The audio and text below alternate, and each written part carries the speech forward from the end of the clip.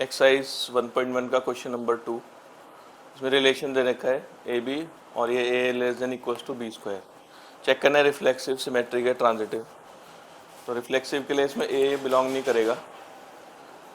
Example जैसे हम ए की वैल्यू 1/2 लेते हैं तो 1/2 नहीं बिलोंग करेगा, क्योंकि देखो 1/2 जो होगा वो ग्रेटर हो जाएगा 1/2 के स्क्वायर से। 1/4 हो जाएगा, ये 1/2 1/4 से बड़ा है, तो ये कंडीशन सेटिस्फाई नहीं हो रही।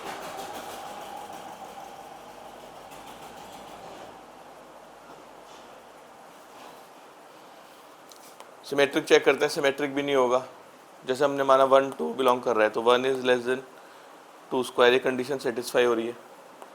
लेकिन 2 1 बिलोंग नहीं करेगा, क्योंकि अगर यहाँ 2 1 के स्क्वायर से बड़ा हो जाएगा तो जो A less than equals to B square है वो कंडीशन ये सेटिस्फाई नहीं हो रही, तो ये सिमेट्रिक भी नहीं है।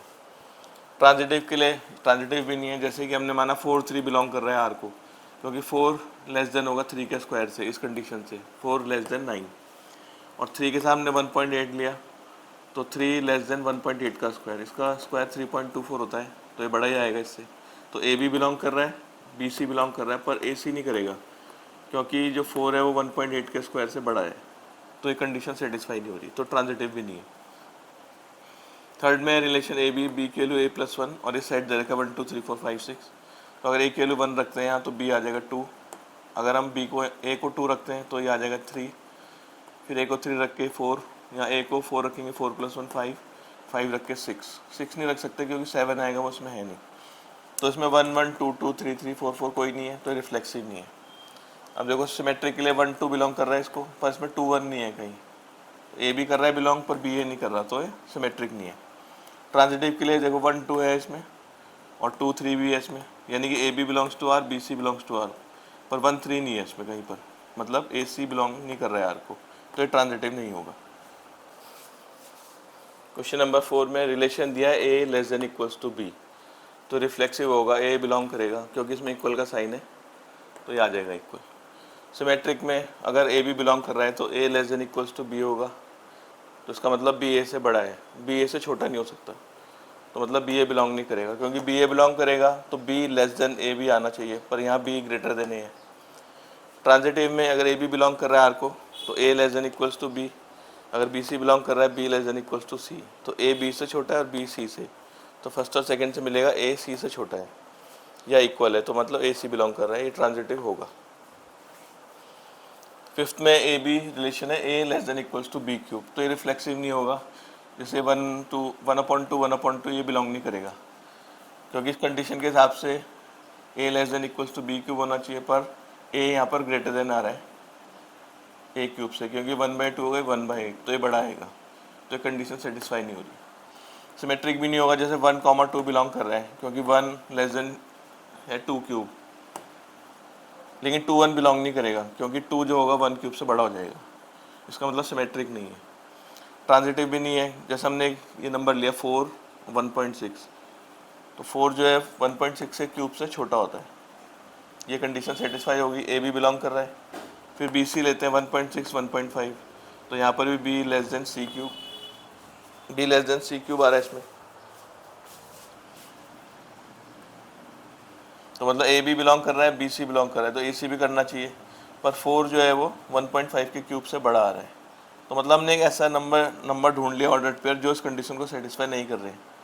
कई सारे नंबर करेंगे भी सेटिस्फाई, पर जब एक कंडीशन हम ढूंढ लेंगे, ऐसे नंबर ढूंढ लिया कि जो सेटिस्फाई नहीं कर रहा है, इसका मतलब ये ट्रांजिटिव नहीं होगा।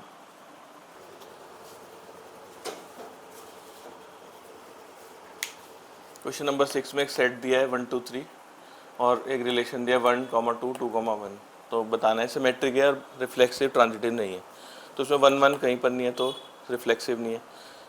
इसमें 1 2 बिलोंग कर रहा है आर को, 2 1 भी कर रहा है, तो A B belongs to R, b a belongs to are, symmetric हो गया।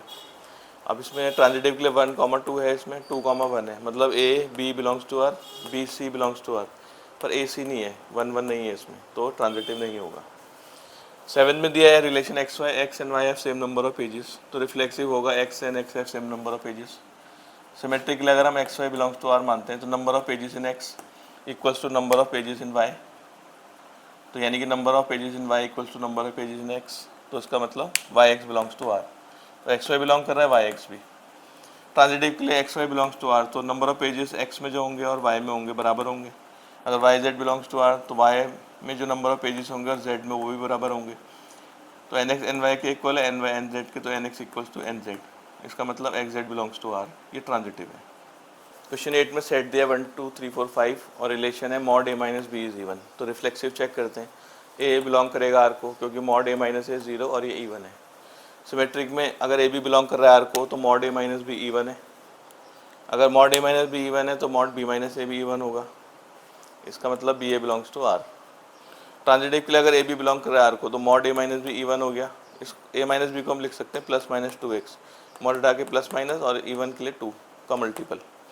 ऐसे बी सी बिलोंग कर रहा है आर को तो मॉड बी माइनस सी भी इवन होगा, तो बी माइनस सी को प्लस माइनस 2y लिख सकते हैं। अब इन दोनों इक्वेशन को प्लस कर देते हैं, ये आ जाएगा b कैंसिल और ये प्लस माइनस 2 कॉमन ले लेते हैं तो अंदर बचेगा x प्लस वाई, ये बचेगा a minus c plus minus 2x plus y. इसका मतलब mod a minus c even है, तो ए सी बिलोंग्स टू आर, ये ट्रांजिटिव हो गया। अब बता रहे हैं सेट के 1 3 5 इस कंडीशन को सेटिस्फाई कर रहे हैं, तो कोई भी दो एलिमेंट लें 1 3 या 3 5 या 1 1 ले लें तो इनका डिफरेंस का मॉड निकालें, इवन आ रहा है। ऐसे 2 4 में भी यही बोला है, 2 माइनस 2 2 माइनस 4 ये भी इवन आ रहा है, मतलब इस कंडीशन को सेटिस्फाई कर रहे हैं। और ये बताने कि ये वाला सेट इसके साथ कोई रिलेट नहीं करता, अगर हम इसका कोई एलिमेंट ले 1 और 2 तो ये ऑड आएगा, मतलब ये सेटिस्फाई नहीं कर रहा है इसको। क्वेश्चन 9 में दिया है x बिलोंग्स टू इंटीजर और 0 से 12 के बीच वैल्यू है। फर्स्ट पार्ट में रिलेशन है mod a minus be multiple of 4 होगा। तो रिफ्लेक्सिव चेक करते हैं, इसमें a बिलोंग करेगा r को क्योंकि मॉड a माइनस से 0 आएगा और ये 4 का मल्टीपल है। सिमेट्रिक के लिए अगर ए बी बिलोंग कर रहा है आर को तो mod a minus be multiple of 4 है, तो मॉड के अंदर हम कैसे भी लिख सकते हैं, ए माइनस बी लिखें चाहे बी माइनस ए, क्योंकि मॉड में हमेशा पॉजिटिव आता है, तो ये भी मल्टीपल ऑफ 4 हो गया, b a belongs to r. Transitive में अगर ए बी बिलोंग कर रहा है आर को, इसका मतलब mod a minus be multiple है 4 का, तो मॉड ए माइनस मॉड उठा के प्लस माइनस 4 का मल्टीपल ले लेते हैं। ऐसे बी सी बिलोंग करेगा तो b minus c plus minus 4y। अब इन दोनों इक्वेशन को प्लस कर देते हैं, इसमें प्लस माइनस 4 कॉमन ले लेते हैं दोनों में, अंदर बचेगा x प्लस वाई, ये b कैंसिल हो जाएगा, इसमें यहाँ बचेगा a minus c plus minus 4 x plus y. इसका मतलब mod a minus c multiple है 4 का, तो a सी भी बिलोंग कर रहा है r को, तो ये ट्रांजिटिव होगा।